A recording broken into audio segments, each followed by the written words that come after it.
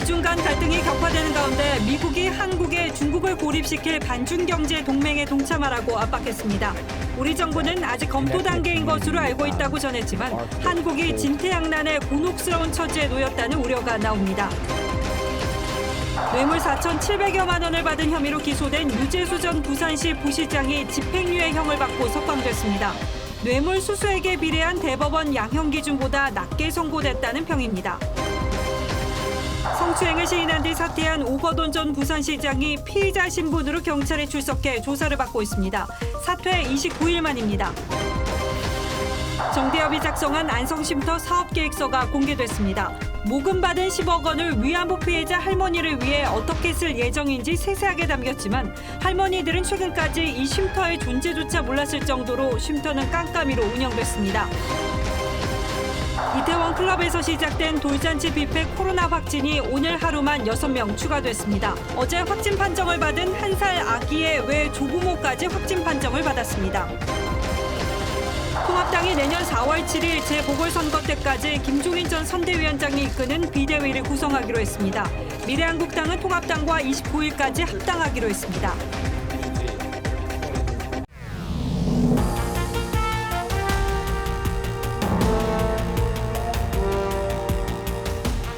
여러분 안녕하십니까? 뉴스9의 신동욱입니다.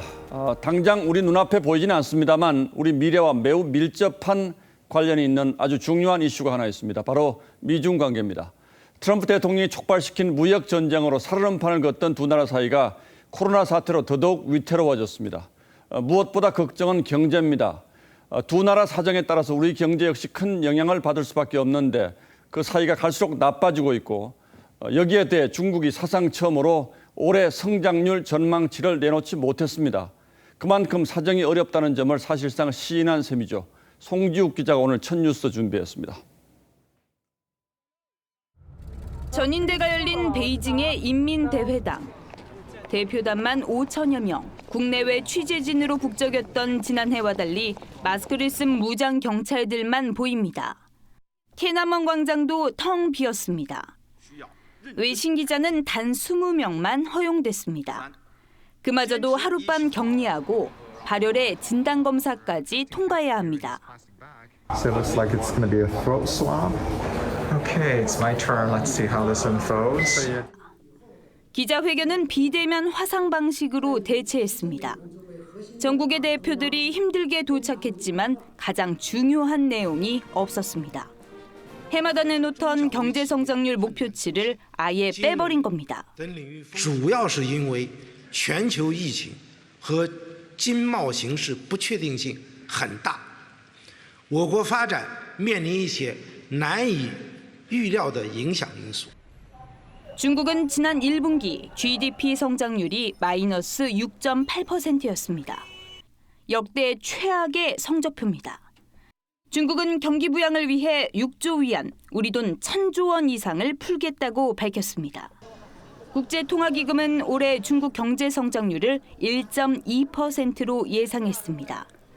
코로나19에 대해 리커창 총리는 시 주석의 지휘 아래 전염병 전쟁에서 중대한 성과를 냈다고 자화자찬했습니다. TV조선 송지욱입니다.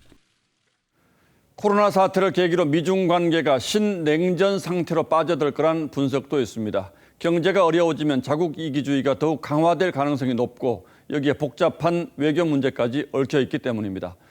중국이 오늘 전인대에서 홍콩 보안법을 추진하겠다고 밝힌 데 대해서 미국이 곧바로 경고하고 나섰습니다. 이어서 박소영 기자가 보도합니다. 홍콩 국가보안법은 미국과 중국의 최근 분위기에 기름을 부을 수 있는 악재입니다. 이 법안은 홍콩 내에서의 반정부 활동을 처벌하는 내용으로 최대 30여 년까지 선고할 수 있습니다. 반정부 선동도 금지돼 범죄인 인도법 반대 같은 대규모 시위도 불가능해집니다. 트럼프 미국 대통령이 곧바로 경고하고 나섰습니다. I don't know what it is because nobody knows yet. If it happens, we'll address that issue very strongly. 홍콩 시민사회도 일국양제의 취지를 무너뜨렸다고 주장합니다. So they are announcing to the world that Hong Kong is no longer under one country, two system. It is now one country, one system. 중국 정부는 이에 대해 내정 간섭이라고 반발했습니다. 香港特区维护国家安全立法的问题纯属中国内政，任何外国无权干预。 무역 갈등, 군사 갈등, 코로나 책임론에 홍콩 보안법 문제까지 두 나라 관계가 살얼음판 위를 걷고 있습니다. TV조선 박소영입니다. 두 나라가 싸우는 것도 우리에게는 큰 문제입니다만 이렇게 되면 한국은 누구 편인가 당장 압박을 받을 가능성이 높습니다. 벌써 미국이 반중 경제 동맹에 우리 참여하라고 요청해 왔다는 보도가 나왔습니다. 정부로서는 중국의 눈치를 보지 않을 수도 없는 입장이어서 고민이 커질 듯합니다. 보도에 이유진 기자입니다. 미국은 중국의 통신업체 화웨이의 반도체 공급을 중단했습니다. 한국을 비롯한 동맹국에는 반 화웨이에 동참하라고 요구했습니다. 화웨이의 5G 통신 장비를 쓰지 말라는 겁니다. 세계의 공장이라고 불리는 중국의 공급망에서 벗어나는 경제 동맹체를 만들자는 구상입니다. 네, 이른바 경제 번영 네트워크 EPN입니다. 미국이 주도하는 이 EPN은 화웨이의 경우처럼 동맹국과 민간 기업을 참여를 시켜서 사실상 중국을 경제적으로 고립시키겠다는 목적입니다. 미 국무부는 지난해 11월 한국 정부와 이런 논의를 했다면서 한국에도 훌륭한 기회가 될 것이라고 참여를 압박했습니다. 삼성 같은 믿을 만한 공급자가 화웨이를 대신할 수 있을 거라는 얘기입니다. 우리 정부는 아직은 검토 단계인 것으로 알고 있다며 말을 아꼈습니다. 양국 간 그 전략적인 경제 관계 이런 거에 대해서 의견을 나눴던 것 같은데요. 구체적으로 말씀하신 사항에 대해서 제가 말씀드릴 사항이 없네요. 하지만 미국의 압박이 거세지면 두 나라 사이에 낀 우리 정부와 기업의 고민은 깊어질 수밖에 없습니다. TV조선 이유진입니다. 뇌물수수 등의 혐의로 구속된 상태로 재판을 받아오던 유재수 전 부산부시장이 1심에서 집행유예를 받아서 일단 풀려났습니다. 지난해 11월 구속된 뒤 6달 만입니다. 재판부는 유 전 시장의 뇌물 혐의를 인정하면서도 제공자들과 친분 관계에 있었고 처벌 전력이 없다는 점을 들어서 집행유예를 선고했습니다. 장윤정 기자가 취재했습니다. 금융위원회 재직 당시 금융업체 대표 등으로부터 수천만 원 상당의 뇌물을 받은 혐의로 기소됐던 유재수 전 부산시 경제부시장. 1심 법원은 뇌물수수 혐의 상당 부분을 유죄로 판단해 징역 1년 6개월에 집행유예 3년, 벌금 9천만 원을 선고했습니다. 금융위원회 시절인 2010년 8월부터 부산시에서 근무하던 2018년 11월까지 금융업체 대표 등 4명으로부터 받은 금품 4,200만 원어치를 뇌물로 인정한 겁니다. 재판부는 공무원인 피고인이 영향력을 행사할 수 있는 회사 관계자로부터 반복적으로 뇌물을 수수해 비난 가능성이 적지 않다고 했습니다. 다만 형사처벌 전력이 없다는 점 등을 들어 집행유예 선고 이유를 밝혔습니다. 법원 판결로 유 전 부시장은 지난해 11월 27일 구속 수감된 이후 178일 만에 석방됐습니다. 유 전 부시장은 법원에서 곧바로 석방 절차를 밟고 귀가했습니다. 유죄로 판단된 부분에 대해서는 사실들을 좀 더 규명하고 법률 적용에 대해서 의문이 있는 부분이 있기 때문에 유죄 부분은 본인과 상의해서 항소할 것 같습니다. 유 전 부시장을 전형적 탐관오리라고 비판했던 검찰도 즉각 항소한다고 밝혔습니다. TV조선 장윤정입니다. 1심 재판부는 유 전 부시장을 집행유예로 풀어주면서도 뇌물수수와 청탁금지법 위반 혐의는 상당 부분 유죄로 인정했습니다. 하지만 동생의 취업을 청탁한 혐의 등 일부 혐의는 무죄로 판단했습니다. 상당히 여러 가지 혐의가 복잡하게 얽혀 있는데 권용민 기자가 자세히 나누어서 설명하겠습니다. 유재수 전 부산시 부시장은 재판 내내 사적으로 친해 주고받은 금품에 대가 관계가 인정될 수 없다고 주장했습니다. 하지만 재판부 판단은 달랐습니다. 첫 만남이 업무 때문이 아니었다 해도 만남이 계속된 경위 등을 보면 사적인 친분 관계로만 볼 수는 없다는 겁니다. 금품을 제공한 쪽에서 대가 관계를 인정하는 진술을 한 것도 한몫했습니다. 최모 씨가 유 전 부시장에게 책값 명목으로 건넨 현금과 최 씨가 대신 부담한 오피스텔 월세와 관리비, 항공권과 골프채 등은 뇌물수수죄가 인정됐습니다. 다만 윤모 씨가 대신 부담한 부하 직원 과일 선물 등은 무죄로 판단했습니다.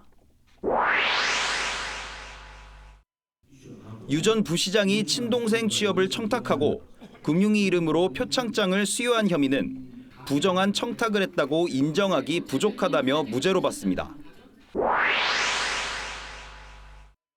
윤모 씨가 유 전 부시장의 아들에게 수표를 준 것은 개인적 친분, 아들에게 인턴십 기회를 준 것은 피고인 자신의 이익으로 볼 수 없다며 죄가 안 된다고 했습니다.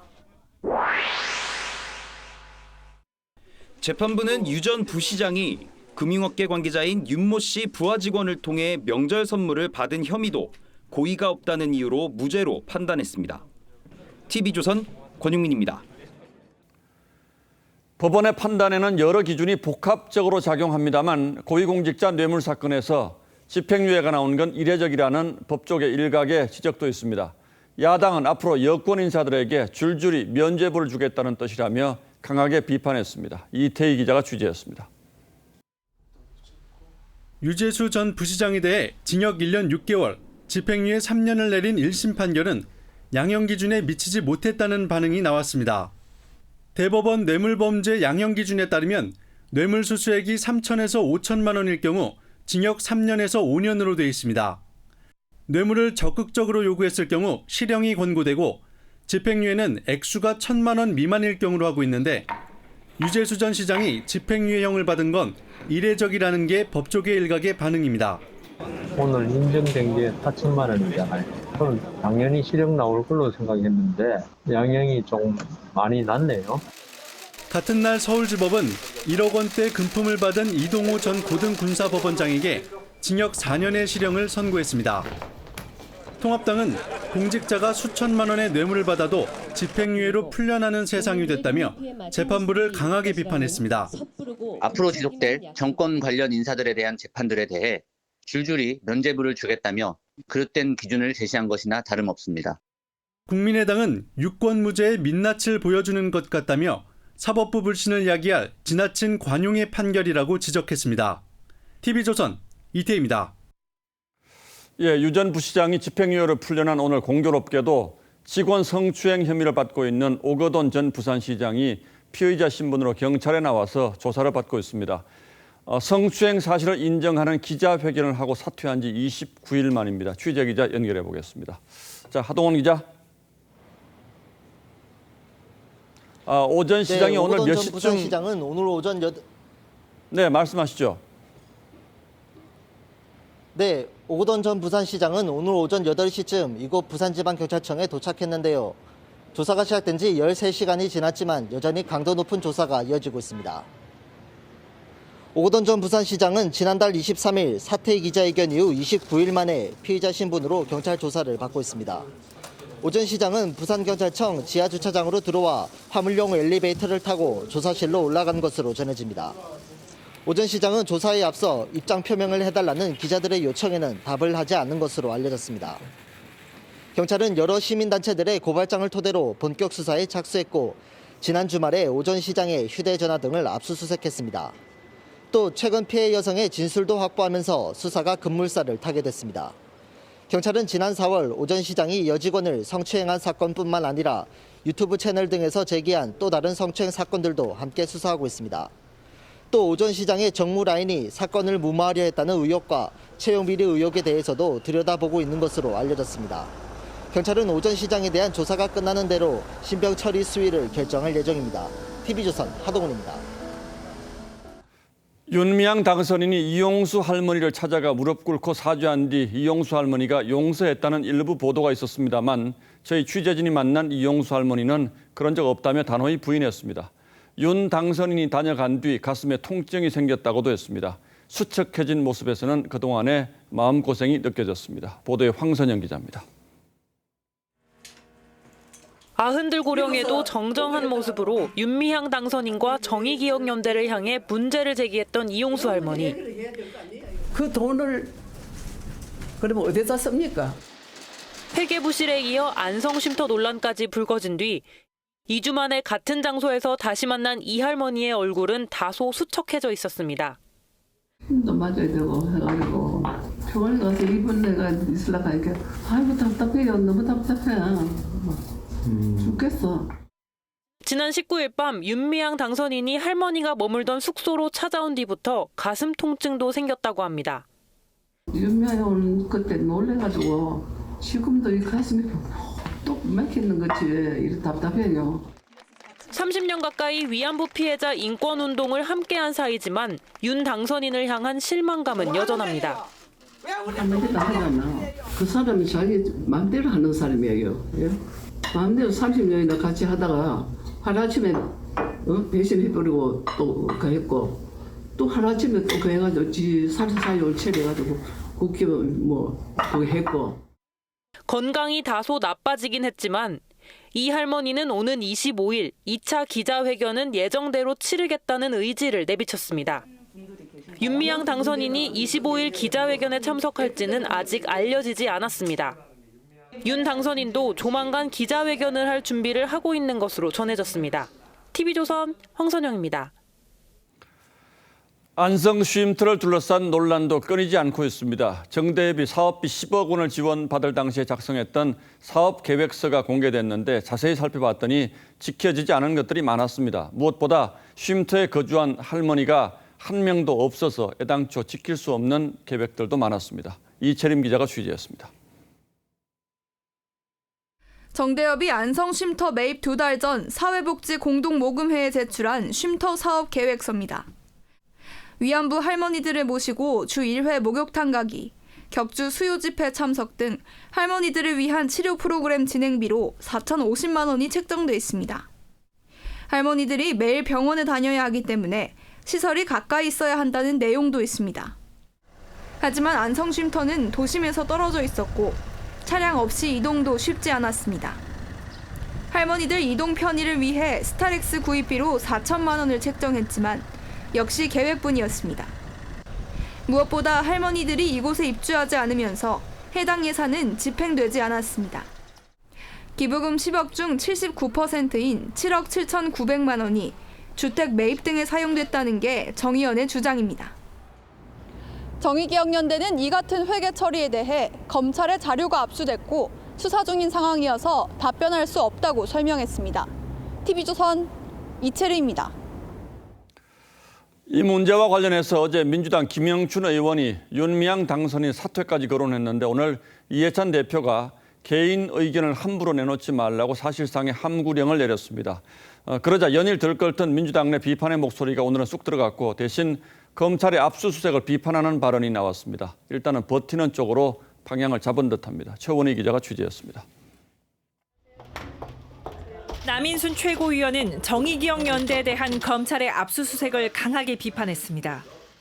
미처 대응할 수 없는 오전 시간에 기론옥 할머님이 계시는 쉼터에 영장을 집행하러 온 검찰의 행위는 정말 유감을. 이해찬 대표도 윤미향 당선인 의혹과 관련해 개별 의견을 분출하지 말라며 함구령을 내린 것으로 전해졌습니다. 다양한 회계 의혹이 본물처럼 쏟아지고 있지만 윤 당선인을 일단 끌고 가겠다는 신호로 읽힙니다. 윤 당선인 사퇴까지 언급했던 김영춘 의원도 하루 만에 당이 주도적으로 진위를 가리라는 주문이었다며 수습에 나섰습니다. 앞서 윤 당선인은 억울하다는 뜻을 밝히며 개인 계좌까지 공개할 수 있다는 뜻을 당 지도부에 전한 것으로 알려졌습니다. 통합당은 국민 분노가 임계치를 넘었다며 윤 당선인의 사퇴를 요구했습니다. 말로 형용할 수 없는 이완영보다 더한 사람이다 하면은 이 순간에도 이 윤미향 당선자를 감싸는 일은 안 했으면 좋겠다. 범여권도 비판에 가세했습니다. 정의당은 민주당이 뒷짐지는 것에 국민은 더 이상 납득하기 어렵다고 했고 민생당 박지원 의원은 민주당이 결단을 내려야 한다고 했습니다. TV조선 최원입니다. 이태원 클럽에서 시작된 돌잔치 뷔페 코로나 확진이 또 늘어서 모두 9명이 확진 판정을 받았습니다. 어제 1살 아기가 확진 판정을 받았다고 전해드렸죠. 이 아기의 외할머니와 외할아버지까지 감염된 것으로 확인됐습니다. 신유만 기자입니다. 성남 수정구에 사는 57살 A씨와 부인 54살 B씨가 오늘 코로나19에 확진됐습니다. 지난 10일 부천의 외손녀 돌잔치에 갔다 감염된 것으로 추정됩니다. 인천의 한 코인 노래방에 갔다가 확진된 49살 택시기사는 당시 돌잔치에서 사진사로 일했습니다. 감염은 이태원 클럽을 다녀온 뒤 확진 판정을 받은 인천 학원 강사에서 시작됐습니다. 학원 강사에게 감염된 수강생이 다녀간 인천 코인 노래방을 통해 택시기사 가족 3명이 확진됐고 돌잔치를 치른 A씨 가족 5명까지 4단계에 걸쳐 감염이 확산됐습니다. 오늘까지 파악된 부천 돌잔치 관련 확진자는 모두 9명. 이들의 거주지는 서울 광진구와 성남, 고양 등 수도권 곳곳에 퍼져 있습니다. 문제의 택시기사는 지난 9일과 17일에도 같은 음식점에서 사진사 일을 했던 것으로 파악돼 당시 방문객 390명에 대한 검사가 진행 중입니다. 5월 9일, 5월 10일, 5월 17일 해당 시간에 방문하신 분들은 가까운 선별진료소에서 검사를 받으실 것을 요청드립니다. 이 밖에도 인천 학원 강사 관련 확진자인 고3 아버지의 직장 동료가 경기 하남에서 확진 판정을 받아 5차 감염 사례로 추정됩니다. 인천 학원 강사 관련 감염고리가 수도권 전역으로 확산되고 있습니다. TV조선 신유만입니다. 앞서 보신 일가족 확진 사례도 이 코인 노래방이 매개가 됐는데요. 인천에 이어서 서울시도 코인 노래방에 집합 금지 명령을 내렸습니다. 사실상 영업 금지나 다름없는 거죠. 뿐만 아니라 단란주점 등 감염 위험이 높은 9곳에는 반드시 지켜야 할 핵심 방역 수칙을 다시 한번 주지시켰습니다. 유지영 기자입니다. 서울시의 한 유흥주점. 공무원들이 방역 수칙을 잘 지키는지 행정지도에 나섰습니다. 온도 체크. 근데 이게 온도계가 없어가지고 마스크 착용조차 지켜지지 않기 일수. 우리 근데 선생님이 마스크를 안 쓰고 있네요. 써야 돼요. 전반적으로 손님들이 마스크를 안 쓰네요. 노래 부르시니까. 출입자 명단 작성도 소홀합니다. 나같이 오래된 단골 손님도 이런 걸 적으라고 그러면 야 이거 뭐냐. 방역당국은 단란주점과 노래연습장 등 9곳을 고위험시설로 지정하고 방역수칙 준수 의무를 부여했습니다. 밀집도와 밀폐도 등이 높은 곳들입니다. 방역수칙을 위반하면 사업주는 물론 이용자도 300만 원 이하의 벌금을 물고 영업정지를 당할 수 있습니다. 고위험 시설의 이용자 명단이 별도의 장소에 암호화되어 보관할 수 있도록 ICT 기술을 활용한 관리 방안도 종교시설과 병원 등에 대해선 일단 중위험시설로 분류하되 폭발적인 감염 가능성에 대비한다는 입장입니다. 서울시는 인천시에 이어 시내 569개 코인 노래 연습장에 선제적으로 무기한 집합 금지 명령을 내렸습니다. TV조선 유지현입니다. 고3 학생이 등교한 학교도 방역 수칙을 반드시 지켜야 하는 곳입니다. 하지만 선생님이 쉬는 시간까지 학생을 통제하는 건 매우 힘들고 학생의 자제력에 의존할 수밖에 없는 상황인데요. 이 한 보건교사는 등교 하루 만에 등교 반대 국민 청원 글을 올렸습니다. 학교에서 나오는 얘기를 정은혜 기자가 들어봤습니다. 서울의 한 고등학교. 수업을 마친 학생들이 3355 걸어 나옵니다. 등교 때와 달리 거리 두기가 사라졌습니다. 일부 학생은 마스크도 쓰지 않았습니다. 교문 밖에서 지도하는 선생님은 없습니다. 쉬는 시간도 사정은 비슷합니다. 쉬는 시간에 친구들이랑 장난치거나 팔짱 끼고 다니고 밥 먹으러 줄 설 때나 좀 그러시는데 다른 때는 잘 안 그러세요. 방역을 책임지는 보건교사는 학교마다 한 명뿐이어서 모든 학생을 관리하는 건 사실상 불가능합니다. 1m 간격을 두라고 했는데 그게 절대 안 지켜지고 쉬는 시간이랑 점심시간 통제가 전혀 안 된다. 학교 방역을 우려한 한 보건교사는 등교를 취소해달라는 국민청원 글을 올리기도 했습니다. 저학년의 등교에 대해서는 그런 한 번 더 고민을 하고 학부모님들 의견은 선택적인 그런 것도 허용을 해주면 좋겠다고 생각합니다. 유은혜 부총리는 서울 덕성여고를 방문해 선생님들의 부담을 덜어줄 방법을 찾겠다고 약속했습니다. 인천 지역 66개 고등학교는 다음 주부터 등교를 재개하기로 결정했습니다. TV조선 정은혜입니다.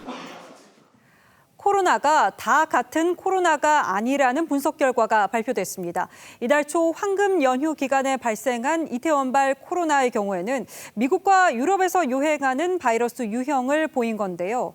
코로나 바이러스 유형에 오늘의 포커스를 맞췄습니다. 클럽을 중심으로 퍼진 이태원발 코로나. 인천 학원 강사와 수강생, 택시기사에 이어 돌잔치 참석자까지 클럽 확진자와 대면이 없는 4차 감염 사례가 또 나왔습니다. 불과 2주 만에 5차 감염 추정자까지 나왔죠. 시설 규모에 비해 많은 감염자가 나왔으며 이 시설들에서 시작된 감염들이 연쇄적으로 확산되고 있습니다. 혹시 국내 코로나 상황에 변화가 생긴 걸까요? 똑같은 종류의 바이러스가 아니었습니다. 이태원발 코로나 바이러스의 염기 서열을 분석해보니 기존 국내에서 확산된 바이러스와 종류가 달랐던 겁니다. 이태원 클럽 관련하여 14명의 초기 환자에 대해 검출한 코로나19 바이러스의 유전자 염기 서열은 G그룹에 속하며 코로나 초기 우한에서 들어온 교민은 S형, 신천지 대구교회와 청도 대남병원 관련 확진자는 V형이었습니다. 하지만 이번 이태원발 확진자에서는 새로운 G형이 나온 거죠. 급속도로 확산되며 유럽과 미국을 공포에 몰아넣은 바이러스가 바로 이 G형입니다. 이태원 코로나의 최초 감염 경로가 그동안 알려지지 않았었는데 해외 입국자로부터 시작됐을 가능성에도 무게가 실립니다. 미국이랑 유럽에서 많이 들어오면서 걸린 사람도 있었잖아요. 그게 지역사회 내 수도권에서는 아마 그렇게 확산돼 있을 가능성이 꽤 높아요. 문제는 단순한 유형 차이가 아니라 감염력에도 차이가 있는지 여부입니다. 미국에서는 확진자가 160만 명을 넘길 정도로 강한 전파력을 보이고 있죠. 이 때문에 일각에서는 유럽형 바이러스의 전염력이나 치사율이 더 높을 수 있다는 관측도 나왔습니다. 하지만 질병관리본부는 연구가 더 필요하다는 입장입니다. 전파력이나 병원성의 차이가 있다는 이는 실험적으로 입증한 결과는 학계에서나 보고되어 있지 않습니다. 유럽형 바이러스의 국내 유입은 백신이나 치료제 개발에도 변수가 될 수 있죠. 새로운 형태의 코로나 바이러스 유입이 지금의 코로나 사태를 어떻게 바꿀지. 뉴스라인 포커스였습니다. 요즘 마스크를 쓰고 생활해서인지 벌써 낮에는 덥다라는 느낌을 꽤 많이 받는데 게다가 올 여름 폭염 일수가 평년의 2배 이상인 최대 25일에 이를 것이라는 전망이 나옵니다. 뭐 때문에 역대급 더위가 전망되는 건지 송민선 기자가 취재했습니다. 서프리카라는 말이 유행할 정도로 역대 최악의 폭염으로 기록된 2018년. 가축의 폐사가 잇따랐고 온열 질환으로 숨진 사람도 48명이나 발생했습니다. 올 여름도 역대급 무더위가 찾아올 전망입니다. 기상청은 여름철 한반도에 영향을 주는 북태평양 고기압과 티벳 고기압, 중국 열적 고기압 등 3개 고기압이 모두 강하게 발달할 것으로 내다봤습니다. 이에 따라 폭염 일수는 최대 25일, 열대야는 최대 17일 발생할 것으로 예측했습니다. 올 여름철의 폭염 일수와 열대야 일수는 평년에 비해 1.5배에서 2배에 달할 정도로 많을 것으로 전망됩니다. 코로나19의 유행 속에 폭염까지 기승을 부리면 장시간 마스크를 착용하기는 지금보다 더 힘들어집니다. 더우면 공부에 집중이 안 되기도 하고 워낙 오랫동안 쓰고 있다 보니까 귀 뒤에도 땡기기도 하고요. 방역당국은 보건용 마스크보다 숨쉬기 편한 덴탈 마스크 착용을 권장하고 위험이 적은 실외 활동 시에는 마스크를 벗을 수 있도록 하는 내용의 새 지침을 준비하고 있습니다. TV조선 송민선입니다. 검찰이 경기도 신천지 총회본부 등 전국에 있는 신천지 관련 시설에 대해서 동시다발 압수수색을 벌였습니다. 이만희 총회장 소환 등 수사에 속도가 붙을 것으로 보입니다. 구재영 기자가 보도합니다. 검찰 수사관들이 압수수색용 상자를 들고 경기 과천의 신천지 총회본부로 들어갑니다. 이번 압수수색은 신천지에 대한 고발장 접수 석 달여 만에 이뤄진 검찰의 첫 강제 수사입니다. 검찰은 오늘 오전 10시부터 전국 신천지 시설에 대해 동시다발 압수수색을 벌였습니다. 경기 가평의 신천지 평화의 궁전 등 전국 압수수색에는 검찰 관계자 100여 명이 동원된 것으로 알려졌습니다. 앞서 전국 신천지 피해자연대는 지난 2월 이 총회장을 감염병 예방법 위반과 횡령, 배임 혐의로 검찰에 고발했습니다. 형식적인 거냐, 요식적인 거냐 이러고 있었는데 이게 터져버리니까 뭔가 나왔다라는 생각을 할 수밖에 없어요. 검찰은 그동안 정부의 방역 활동을 돕는 차원에서 검찰권을 행사하겠다며 압수수색 등 강제 수사에 신중한 입장을 보여왔습니다. 하지만 검찰이 석 달여 만에 강제 수사에 나서면서 신천지와 이 총회장을 둘러싼 수사의 속도가 붙을 전망입니다.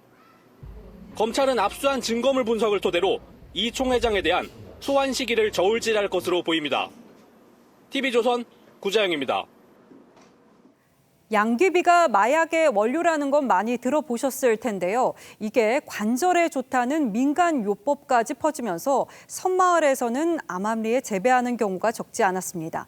그런데 이 양귀비를 드론이 잡아내기 시작했습니다. 어떤 방식인지 이성진 기자가 포착했습니다. 경남 통영에 있는 한 섬마을입니다. 한 집 텃밭에 빨간 꽃 서너 송이가 보입니다. 바로 옆집에는 10여 송이가 무더기로 피었습니다. 마약의 원료가 되는 양귀비를 가정집에서 키우는 겁니다. 이거 어떻게 키우시게 되는 겁니까? 아니 내가 키우라고 키운 게 아니고 이게 나더라고. 그동안 섬마을에서는 관절에 좋다는 민간요법을 맹신해 양귀비 재배가 끊이지 않았습니다.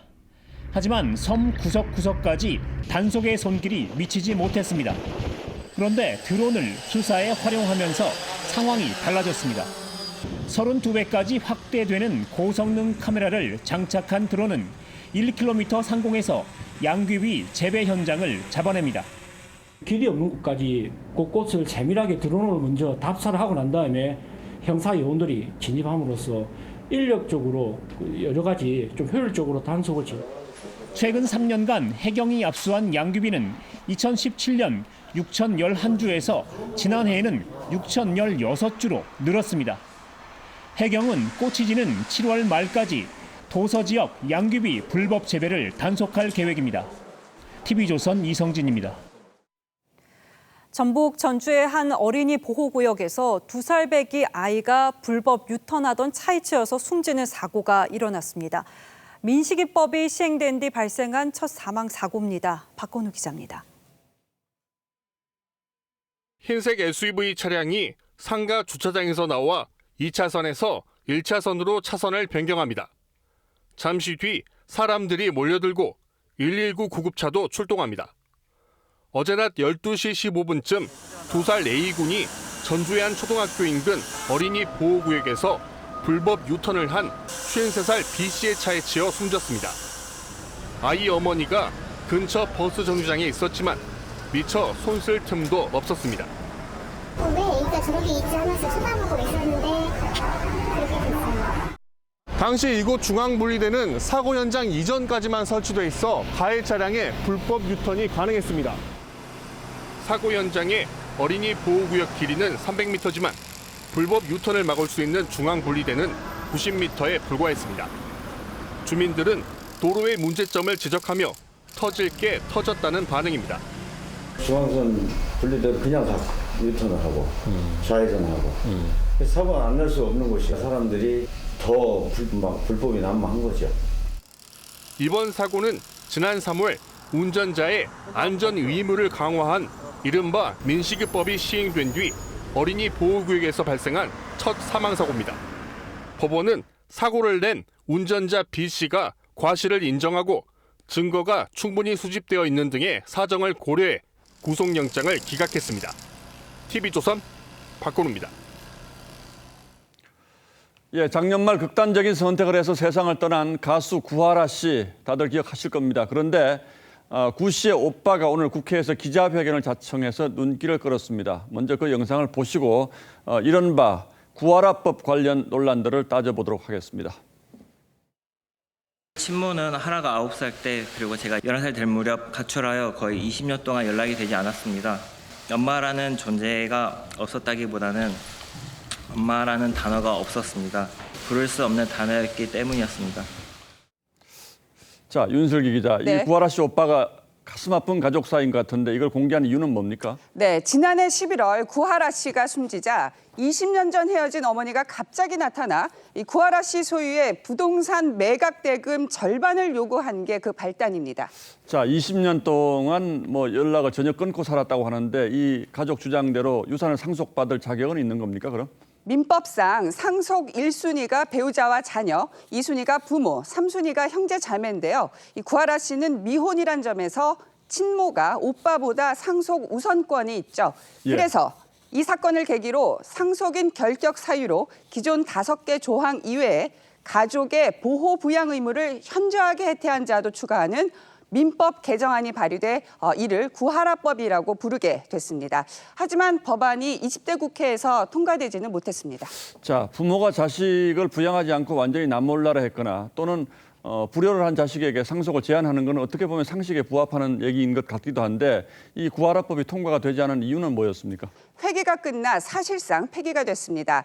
21대 국회에서 재논의 될 수도 있지만 관건은 이 보호와 부양 의무의 객관적인 기준을 정할 수 있냐는 점입니다. 전문가 얘기 들어보실까요? 양육이나 부양을 충실히 했는지 여부에 따라서 상속을 할지 말지를 결정하는 거잖아요. 더군다나 가정생활에서 부모 자식 관계나 이런 것들은 증거화되지 않잖아요. CCTV라든가 증거가 명확하지 않는. 네, 헌법재판소도 2년 전에 이 부양 의무 이행 여부를 상속 결격 사유로 본다면 법적 안정성이 심각하게 져야 한다며 현행 조항에 합헌 결정을 내린 적이 있습니다. 그러니까 어느 정도 해야지 부양 의무를 다한 건지 또 어느 정도 해야지 효도를 다한 건지 이게 너무 주관적이면 곤란하다 뭐 이런 취지인 것 같은데 사실 이런 논란이 여러 차례 있었죠. 네, 그렇죠. 지난해 극단적인 선택을 한 고 설리 씨도 어릴 적 헤어졌다는 친부가 재산을 언급을 해서 오빠가 반박을 한 일이 있었고요. 또 천안함 폭침 때도 친모가 28년 만에 나타나 숨진 아들의 보험금과 연금의 절반을 받아가서 또 논란이 된 적이 있습니다. 자, 그렇다면 어떠한 특수한 사정이 있더라도 가족은 똑같이 법에 정한 대로 상속을 받게 되는 겁니까, 그럼? 그거는 아닙니다. 생전에 증여나 유언을 통해서 의사를 밝힐 수도 있고요. 또 부양을 잘한 가족에게 상속분을 가산해주는 기여분 제도라는 것도 있습니다. 예, 뭐 가족들의 가슴 아픈 사연은 이해는 됩니다만 법적으로 따지자니까 또 여러 가지 복잡한 문제가 있긴 하군요. 네. 예, 윤슬기 기자 잘 들었습니다.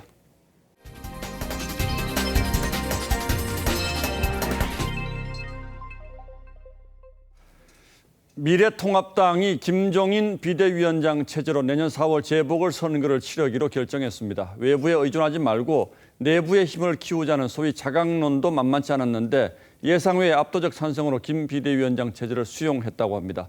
21대 국회가 시작되기 전 한국당과의 통합 작업도 마무리하기로 했습니다. 김수홍 기자가 보도합니다. 김종인 비대위원장 내정자가 통합당 원내대표단을 반갑게 맞이합니다. 김 내정자는 면담 20분 만에 비대위원장직을 흔쾌히 수락했습니다. 최선을 다해서 당을 다시 정상 궤도에 올리는데 참 남은 기간 동안 열심히 노력을 갖다 해보려고 그래요. 통합당은 김종인 비대위 체제 임기를 내년 4월 재보선까지 보장하는 안에 대한 찬반 의견을 오늘 연찬회에서 물었고 압도적 찬성으로 통과됐습니다. 많은 의원님들이 뜻이 모아져서 비대위원회가 정식으로 출범할 수 있게 된 것이 참으로 다행스럽게 생각을 합니다. 한국당과의 합당도 29일까지 마무리하기로 결정됐습니다. 독자 체제로 가려던 한국당 지도부가 당 안팎의 반발에 밀려 입장을 바꾼 겁니다. 끝까지 국민들이 성원해 준 만큼 부족한 게 많지만 성심을 다해서 저의 역할을 다하려고 합니다. 최악의 총선 참패 속에서도 통합당이 당 체제를 재정비하는 데 40일 가까이나 걸렸습니다. 새로 출범할 김종인 비대위가 국민의 공감을 얻는 비전을 내놓는지에 통합당의 미래가 달렸습니다. TV조선 김수홍입니다. 여권에서는 한명숙 전 총리 뇌물수수 사건 재조사 요구를 검찰 개혁의 동력으로 삼으려는 움직임이 나타나고 있습니다. 열린민주당에서는 검찰의 수사권을 아예 폐지하자는 주장까지 나왔습니다. 윤수영 기자입니다. 한명숙 전 총리 사건이 공수처 수사 대상이 될 수 있다고 했던 민주당 박주민 최고위원은 오늘은 검찰개혁을 주장했습니다. 검찰은 한만호 비망록에 대한 법적 판단이 끝났다고 했지만 아직 의혹이 해소되지 않았다는 겁니다. 21대 국회의 가장 큰 과제 중에 하나가 바로 검찰개혁이 아닌가 하는 생각을 하고 있습니다. 조국 사태를 검찰개혁의 명분으로 삼았던 여권이 한명숙 사건 재수사 문제를 새로운 동력으로 만들고 있는 겁니다. 설훈, 이형석 최고위원 등 당 지도부도 잇따라 재수사를 촉구하며 검찰을 압박했습니다. 이 사건은 검찰과 사법부가 같이 짜가지고 만들어낸 사건입니다. 조국 장관 시절 법무부 인권국장을 지낸 열린민주당 황희석 최고위원은 또 다른 한명숙, 제2의, 제3의 조국과 유시민이 나올 수 있다며 검찰 수사권 폐지까지 주장했습니다. 문재인 대통령은 최강욱 대표에게 당선 축하 전화를 걸어 권력기관 개혁에 열린민주당의 역할을 당부한 바 있습니다. 다만 청와대는 한명숙 사건에 대해 입장을 정할 사안이 아니라고 밝혔습니다. 한명숙 전 총리는 내일 봉하마을에서 열리는 노무현 전 대통령 추도식에 참석하면서 과거 사건 재조사에 대해 입장을 내놓을 것으로 알려졌습니다. TV조선 윤수영입니다. 요즘 세계에서는 리쇼어링, 즉 해외로 나갔던 국내 제조업의 국내 유턴이 화두가 되고 있습니다.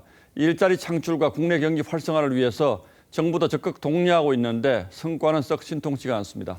올해 국내로 돌아온 것이 7곳에 불과하고 그나마 대기업은 단 한 곳도 없었습니다. 이정현 기자가 그 이유를 취재했습니다. 지난해 8월 대기업 최초로 해외 공장을 국내로 돌린 현대모비스 울산 공장 기공식. 문재인 대통령이 직접 참석해 축사를 했습니다. 어려운 시기에 유망한 기업들의 국내 유턴은 우리 경제에 희망을 줍니다.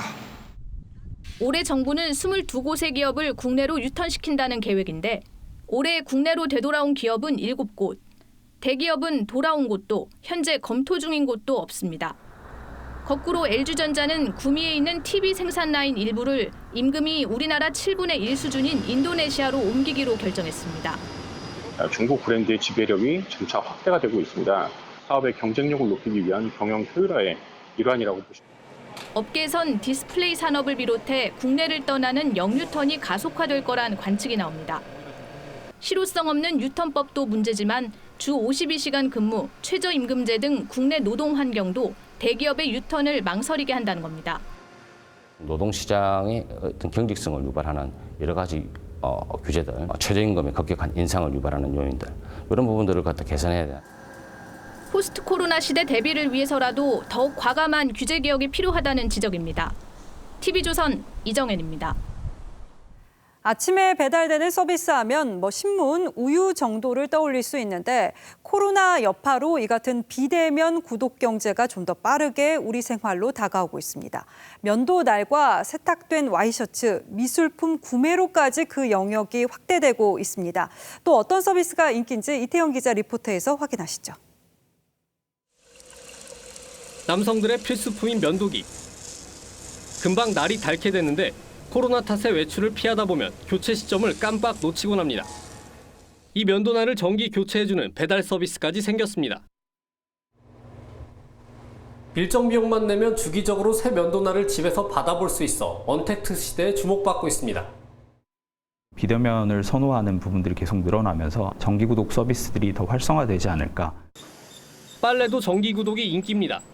세탁된 와이셔츠나 정장 등을 집에서 정기적으로 배달받는 서비스는 직장인들이 많이 찾습니다. 갤러리에 가지 않고도 집안 인테리어에 맞게 새 그림을 걸 수 있도록 가져다주는 미술품 구독 서비스와 홈술족을 겨냥한 와인 구독 서비스도 있습니다. 국내 구독 경제 규모는 2016년 26조 원에서 계속 성장해 올해는 약 40조 원, 전 세계적으로는 600조 원 규모로 커질 전망입니다. 포스트 코로나 시대에는 이제 본격적으로 구독자의 취향을 저격할 수 있는 구독 경제가 상당히 성장할 수 있는 모멘텀이. 상품과 서비스를 타인과 나누는 공유 경제 대신 개인 취향과 비대면을 표방하는 구독 경제가 뜨고 있습니다.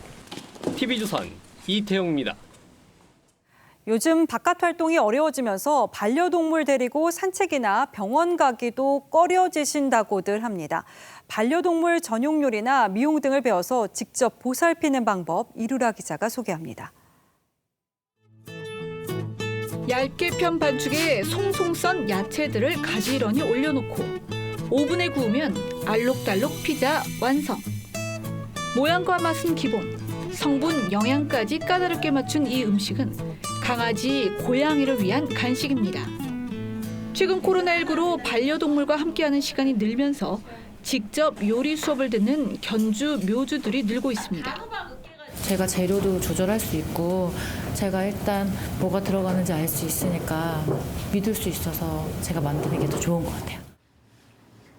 반려동물의 피부를 전문적으로 관리해주는 가게. 허브팩을 바르고 아로마 목욕제와 오일 마사지로 강아지의 피로를 풀어줍니다. 전문가들의 분야지만 최근엔 집에서 직접 도전하는 사람들이 늘고 있습니다. 아로마 자격증이나 이런 것들이 요즘에 많이 발달돼 있거든요. 그래서 그런 걸 직접 저희한테 물어보시는 분도 있고. 음식, 미용을 넘어 간호 등 다양한 분야로도 확산 중입니다. 교감의 그 정도가 훨씬 더 높아지고 더 이제 그 애틋한 그런 관계가 형성이 되는 거죠. 이런 부분들은 굉장히 긍정적인 변화라고 저희는 받아들이고 있습니다. 직접 만들어주고 가꾸며 관심을 가져주는 사이. 짝이라는 반려의 의미도 되새기게 됩니다. TV조선 이루라입니다.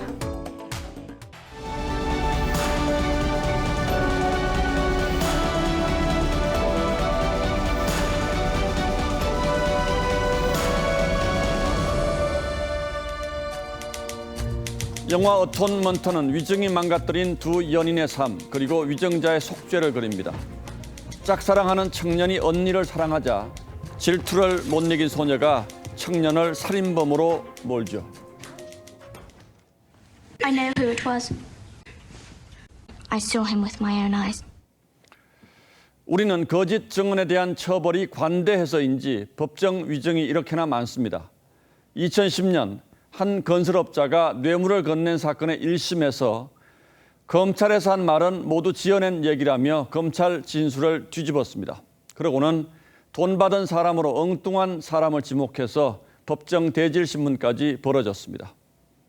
바로 그 사람이 어이없다는 듯 웃으며 왜 내게 돈을 줬다고 하느냐고 묻자 업자는 내가 기억한다고 했죠. 그리고 6년 뒤 법원은 그에게 위정죄로는 이례적인 중형인 2년형을 선고했습니다. 위정으로 국가 전체를 소모적인 진실 공방에 빠뜨렸다는 이유였죠. 한명숙 전 총리에게 9억 원을 준 것으로 대법원이 최종 판결했던 한만호 씨 얘기입니다. 이제는 고인이 된 한 씨가 2010년 검찰 수사를 받으며 남긴 비망록이 보도되면서 여당에서 한 전 총리 뇌물 사건의 재조사와 재심 주장이 쏟아지고 있습니다. 한 전 총리가 검찰의 강압 수사와 사법농단의 피해자라는 주장도 나왔습니다. 하지만 이 비망록은 오히려 검찰이 증거물로 제출해 법원이 3심 내내 상세히 검토했던 것입니다. 그 결과 3억 원에 대해서는 대법관 13명 모두 유죄로 인정했습니다. 그리고 나머지 6억 원은 8대5로 유무죄 판단이 엇갈리기는 했습니다만 역시 유죄가 됐죠. 한 씨가 전달했다는 1억 원 수표를 한 전 총리 동생이 전세 돈으로 쓴 사실이 결정적인 증거가 됐습니다. 2017년 한 전 총리가 출소할 때 추미애 당시 민주당 대표는 한 전 총리 재판은 사법 부정이라며 사법개혁을 촉구했습니다. 그 개혁을 이끌 수장으로 대통령이 지명한 김명수 대법원장이 인사청문회에서 한 전 총리 판결 비판에 대해 했던 말 다시 한번 들어보시죠. 전원합의체에서 나온 판결은 당연히 존중되어야 된다고 생각합니다. 적절하지 않고 정도를 넘었다고 저는 생각합니다. 김 대법원장이 말했듯이 모든 일은 정도껏 해야 합니다. 총선 후 177석 거대 집권당이 꺼내던 첫 이슈가 이거라뇨. 5월 22일 앵커의 시선은 177석의 유죄 뒤집기였습니다.